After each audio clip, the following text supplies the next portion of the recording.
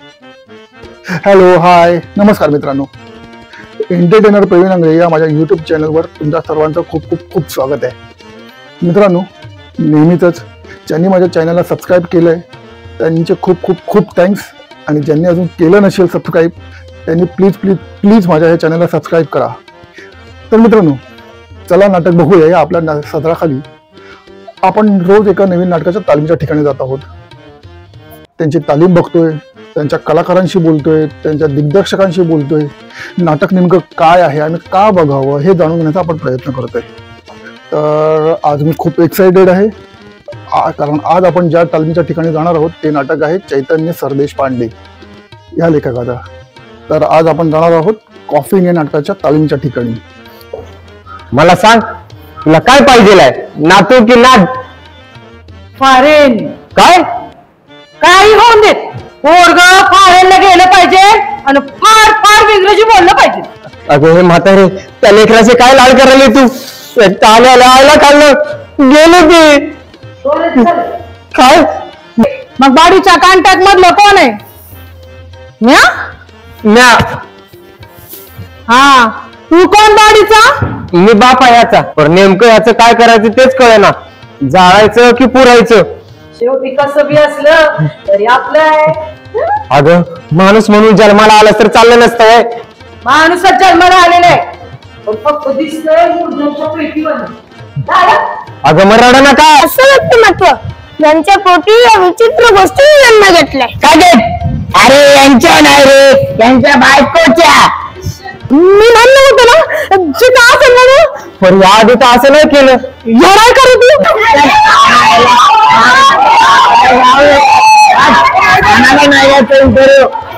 अरे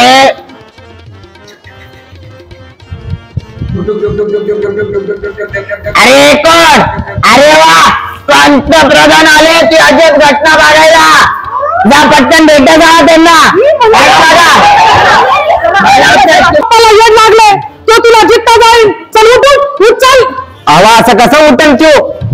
जिता आहे ना? हो उठन की मग. ए बाबा उठ. बाई चांगलं बोलला तुम्ही. एवढी मोठी गोष्ट घडली, तुम्हाला कसं वाटतं? मला असं वाटतंय मस्त. फुकीड फुकीड. FUCKED. हा कळलं. मग असं नीट सांग ना. King fukid her wife so hard, so very hard that she got pregnant and new hard baby get produced inside. Baby of hope, baby of dream, baby of death. हा, ते बघा, आता मी तुम्हाला खरं खरं सांगते, राग तर नाही येणार ना? मस्त.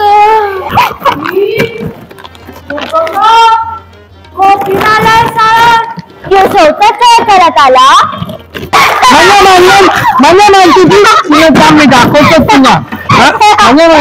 जीवन आता इथं सोपं राहिलेलं नाहीये. आज टाच घासावी लागती, उद्याला नाक घासावं लागल. मग हेच करायचं हाय तर इथं कशाला करतो? फॉरेनच्या चकाकी आलेल्या डांबरी रस्त्यावर बोला, पोरग परदेशी जाऊ दे, हरी हरी इंग्रजी गाणं घेऊ दे.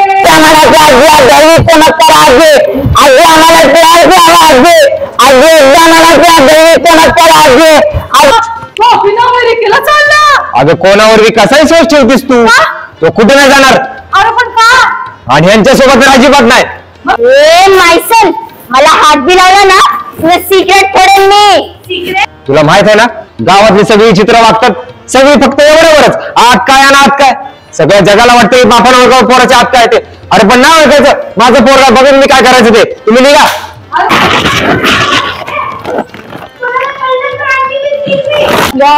खानदानात बापाला जमलं नाही, हे न बोलता काय करत उडी काढलं. म्हातारी गेली रे, पुढे मी पण जाणार. तेव्हा असं बिगरगट्ट्यासारखं उभा असेल तेव्हा काय वाटणार तुला? जन्माला आला ना तेव्हा फेकून देणार होतो मी तुला. म्हातारी म्हणाली असं कसं चालेल, माझा पहिला नातू आहे, ती होतीस म्हणून वाढलास तू, ती होतीस म्हणून आहेस तू, आणि तिच्यासाठी ठेव ना तुझ्याकडे. अरे रडू नको, पण वाटू दे रे, काहीतरी वाटू दे. मॅन हा शांत हो. हा हा बघा आंटी, झालं का नाही शांत? आंटी माय सन नाही बुडाला. पण आंटी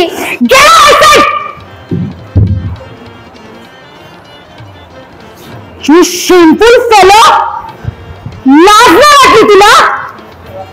काय काय रे तुझ्यात? काय लपवलंय आणि कोणाकोणाला लपवलंय? कोणाचे सिक्रेट्स आहेत? तुझ्या मम्माला खाल्लं ना तू?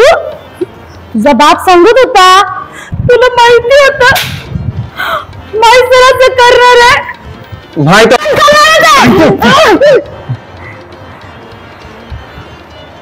माझा पोरगा आहे, ती काय वस्तू नाही. देऊ नको सायनर, मी काय बोलतो, एकदम तुटते काय होते माहित पडेल ना, त्यानंतर काहीतरी शोधतील ते, त्याच्यामुळे तू कर म्हणते. आता आपल्या बरोबर आहेत कॉफी या नाटकाच्या दिग्दर्शिका ज्योत्स्ना कांबळे. तर नमस्कार. मला तुम्ही ह्या नाटकाबद्दल काय सांगाल प्रेक्षकांना?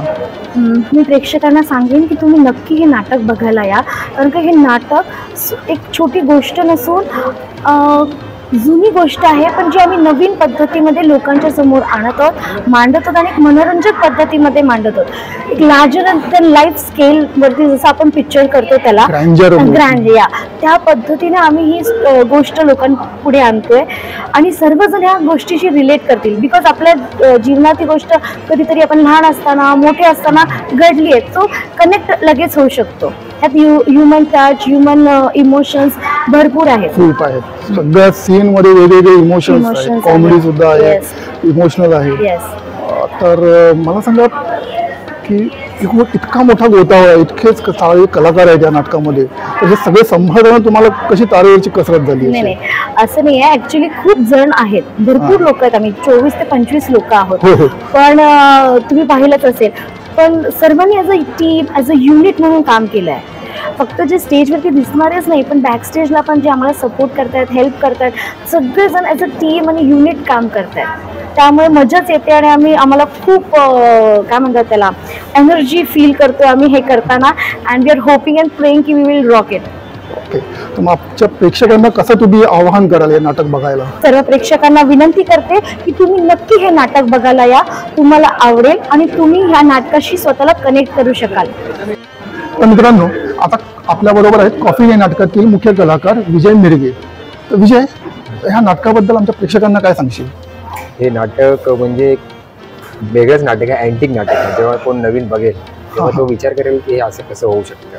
म्हणजे ह्याच्यामध्ये जी गोष्ट आहे काल्पनिक आहे, पण ते बघताना खरं वाटेल. आणि त्यातनं अशी गोष्ट आहे की काहीतरी नवीन शिकण्यासाठी मिळेल. त्यात ज्या गोष्टीवरती आपण विचार पण केला नसेल, की प्रतिक्रिया आपण देतो, एवढे सिरियस होतो, ते ह्या नाटकामध्ये आहे. पण ते नाटक कसं बघितल्याशिवाय काय कळणार नाही.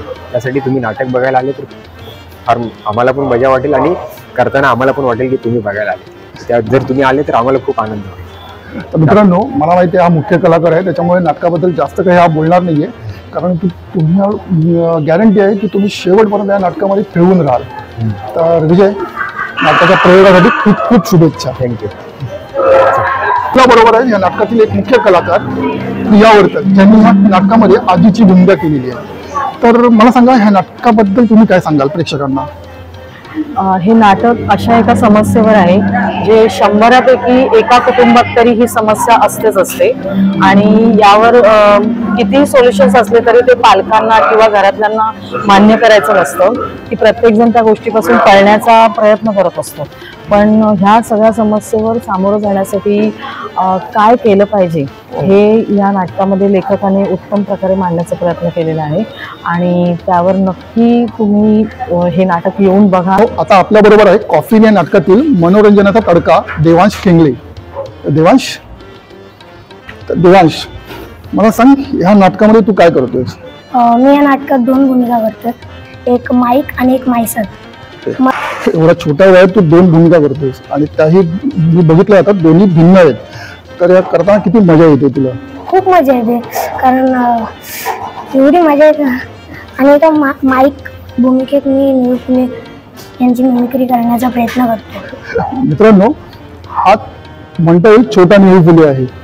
तर तू तुझ्या शैलीमध्ये प्रेक्षकांना कसं आवाहन करशील हे नाटक बघायला? तर बाई आणि पुरुष तुम्हाला सांगतो नाटक बघायला. त्याचे नाव आहे कॉफी. मित्रांनो, खरंच तुम्हाला खूप मजा येणार आहे नाटक बघायला आणि हा छोटा नीळ फुले बघायला. तर नक्की या नाटकाला आवर्जून या आणि मोठ्या संख्येने या. हाय मित्रांनो, आत्ताच आपण कॉफीने नाटकाची तालीम पाहिली. खूपच छान भन्नाट असं नाटक आहे हे. या नाटकाचा लेखक आहे चैतन्य सरदेशपांडे. त्याने हा विषय इतक्या सुंदर रीतीने मांडलेला आहे. विषय तसा जुनाच आहे पण इतक्या नाविन्यपूर्ण त्याने हा विषय मांडला आहे ना, खरंच का नसणार. आणखीन चैतन्य सरदेशपांडे जो 2 अंकी नाटक, आणखीन एकांकिका विश्वातला, खास करून एकांकिका विश्वातला सुपरस्टार लेखक आहे. त्याने हे नाटक लिहिलेलं आहे. आणि शिवाय त्याच्या दिग्दर्शिका ज्योत्स्ना कांबळे यांनी खूप सुंदर असं दिग्दर्शन केलेलं आहे. मित्रांनो, हे नाटक पाहण्यासाठी तुमच्याकडे खूप कारणं आहेत. त्यातलं माझं एक कारण म्हणजे हे नाटक तुम्हाला पहिल्या मिनिटापासून शेवटच्या मिनिटापर्यंत खेळून ठेवणार आहे. सस्पेन्स, पुढे काय होणार, पुढे काय होणार. शिवाय त्याला एक मनोरंजनाची जोड आहे. आणि सर्वात महत्त्वाचं म्हणजे लेखक, दिग्दर्शक आणि सर्व कलाकारांना या नाटकातून नेमकं काय सांगायचं आहे हे जाणून घेण्यासाठी तुम्ही नाटक खरंच पाहिलं पाहिजे. तेव्हा नक्की हे नाटक पहा, आवर्जून हे पहा आणि नाटक पाहिल्यानंतर प्रतिक्रिया सुद्धा द्या. तर कुठे आणि कधी पाहाल? तर 26 नोव्हेंबर बुधवार 2025 रोजी संध्याकाळी 7 वाजता गिरगाव साहित्य संघ मंदिर इथे. तर मी तर जाणार आहे, तुम्ही या नक्की या नाटकाला. आणि महत्त्वाचं म्हणजे या नाटकाची तिकीट खूपच कमी आहे. 15 रुपये. स्पर्धेचं नाटक आहे. 15 रुपयात तुम्हाला खूपच छान असा विषय बघायला मिळणार आहे. खूपच छान असं नाटक मिळणार आहे बघायला. 25-30 कलाकारांची फौज आहे या नाटकामध्ये. तेव्हा एक मोठं ग्रँजर असं काही बघायचं असेल तर नक्की या नाटकाला भेट द्या. तर मग मी येणार आहे, तुम्ही या. तोपर्यंत बाय बाय.